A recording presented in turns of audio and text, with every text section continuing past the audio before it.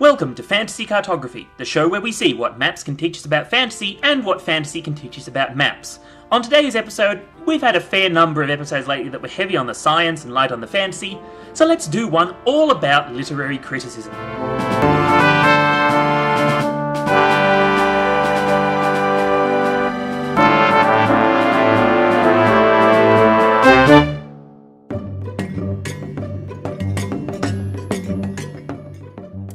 First of all, let's talk about what the terms Watsonian and Doylist actually mean. You've probably guessed that this is a reference to Sherlock Holmes. In universe, the books were written by Dr. John Watson, but in the real world the books were written by Arthur Conan Doyle. A narrative conceit can exist in the universe, written by Watson, or outside of the universe, written by Doyle. That gives us the terms Watsonian and Doylist. Film criticism sometimes uses the terms intradiegetic and extradiegetic for this, but there's a really over-the-top geeky debate about exactly where those do and don't apply, so I'm going to use Watsonian and Doylist instead. As that applies to maps, a Watsonian map is one that was drawn by a character inside the universe, while a Doylist map is one that was drawn by some kind of omniscient cartographer outside the universe. One minor thing that's probably worth noting is that a Watsonian map doesn't actually have to be drawn by a major character in the story. We don't need a character as important as John Watson to have drawn the map before we call it Watsonian. So long as the map actually plausibly exists in the universe and uses that to further the story, it counts. For example, if you look at the map from this channel's cover art, which I made for a Pathfinder campaign, you'll see that I put in this silly little justification for the map's existence. Mostly this was to cover for the poor art quality and sneak in a few blatantly stolen Discworld jokes, but it was an in-universe justification for the map's existence, even though nobody who played this campaign would ever meet Frisius de Silva, so this map is Watsonian.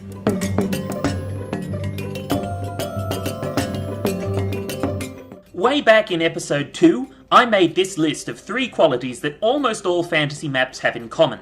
They are presumed to show an objective view of the fantasy world, they mostly show places and features that will be directly relevant to the plot, and they're made for the benefit of the reader rather than the characters. And any map which fulfills these 3 properties will almost inevitably be Doylist. In a lot of fantasy stories, the characters get lost or get tricked into going the wrong way or have to follow unreliable directions. If the characters had access to an objective map which showed what features would be relevant to the plot, that would dissolve a lot of the tension. There's a sort of dramatic irony to it. We, the readers, have access to the map and can see what directions the characters should go in, but the characters in the story can make mistakes because they don't have access to that information. It is worth pointing out that just because a map claims to exist in universe doesn't actually mean that it is Watsonian, at least not in any meaningful way. Let's compare the maps from The Hobbit and The Lord of the Rings. This map from The Hobbit actually exists in universe, and there are lots of ways that we can tell that. We know the progeny of this map. It was drawn by Thorin Oakenshield's grandfather after Smaug conquered the mountain. It's a symbolic depiction of the area around the Lonely Mountain, a sketch of the major landmarks, rather than a 2-scale omniscient satellite's eye view. Several of its features exist for the convenience of the characters rather than the reader. For example, the compass is marked in dwarven runes with east at the top, as was apparently usual in dwarf maps. And solving the riddles of this map, learning about the hidden writing which only reveals itself by moonlight, is one of the major plot points of the book. So we can definitely say that the map in The Hobbit is Watsonian. But what about the map in Lord of the Rings? This map was apparently drawn by Frodo Baggins, but it doesn't have any of the plot-important features that Thror's map from The Hobbit had. From our perspective as the audience, this map is an objective view of the fantasy world, generalised to the events of the plot, and made for our benefit as readers. Admittedly, Frodo drew this map after the adventure ended, but even then it's very accurate and objective and helps the reader a lot more than it helps the characters. There may be a Watsonian justification for this map, but with the way the story treats it, it might as well be Doylist. Lord of the Rings is far from the worst example of this either. Let's look at Deltora Quest. This is a series of 8 fantasy novels for children, written by Emily Rodda. Rodda has written several sequel series to Deltora Quest and retroactively declared that some of her older series are set in the same universe, and the first series was also adapted into an anime, but for simplicity's sake, I'll just be focusing on the first series of books. The plot of Deltora Quest is that the main characters, Leaf, Barda and Jasmine, are on a quest to find the gems which make up the Belt of Deltora, which can banish the evil Shadow Lord from the land. Early in the first book, Leaf receives this map from his parents, showing his hometown of Dell and the places where each of the 7 gems is hidden. So the map exists in-universe, meaning that it is, on the face of things, Watsonian.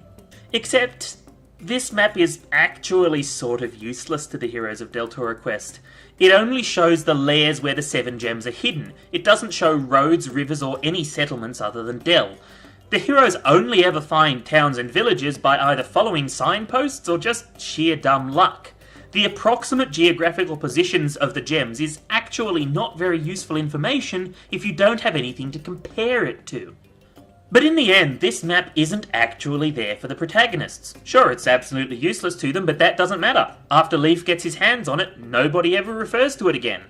It's worth pointing out that the frontispiece version of this map gradually grows a line of dots as the series goes on, showing the route that the protagonists take between the lairs. Nobody in-universe is drawing that line, it's being drawn in by Emily Rodder.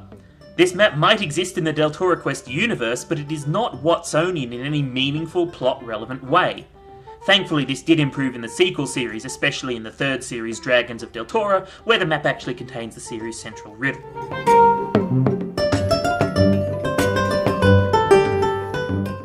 So when you look at the totality of fantasy maps, most of them are Doylist, and a lot of the Watsonian ones don't actually use their in-universe status to say anything interesting.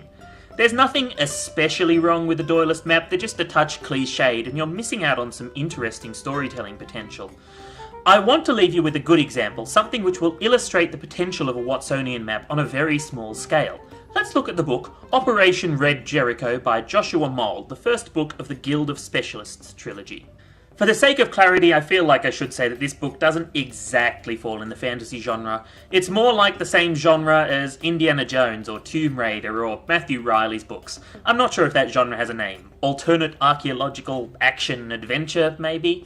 Regardless of what genre it is, Operation Red Jericho includes 2 separate maps of the tunnels underneath the villain's fortress.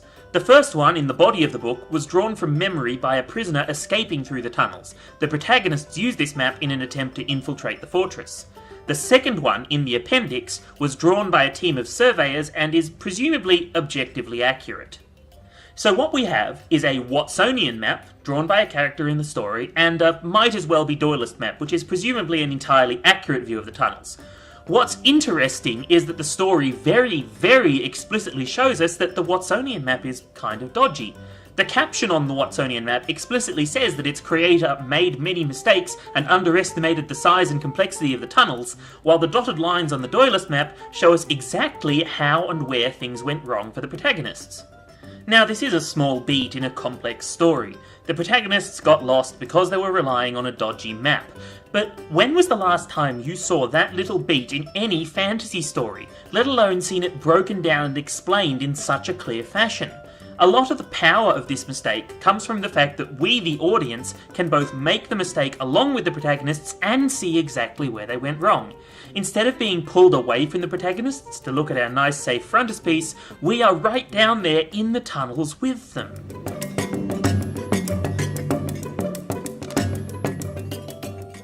Thus far, we've only been considering novels. It's worth talking about how other fantasy media make use of Watsonian or Doylist maps. I've spoken before about how the Game of Thrones TV series has a real obsession with maps, especially in the more recent seasons as the climax looms.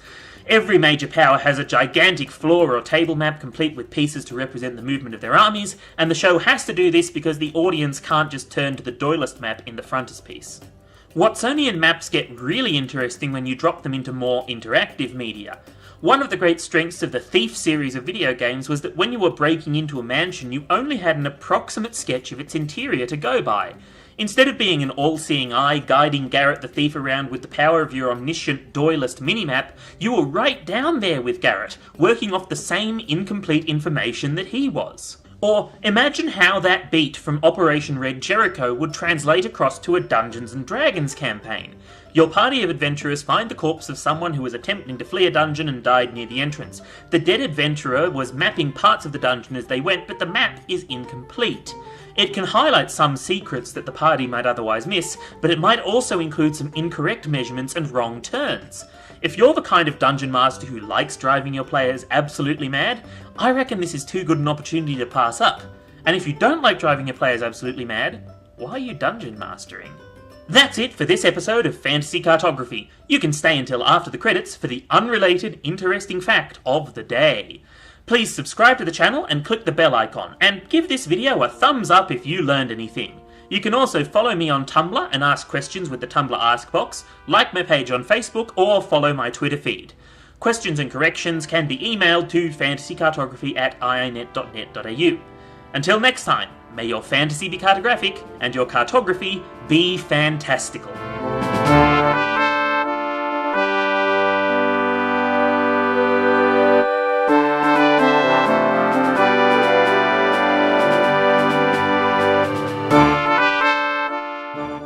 The German equivalents to the terms Watsonian and Doylist actually come from the Disney Ducks comic universe fandom.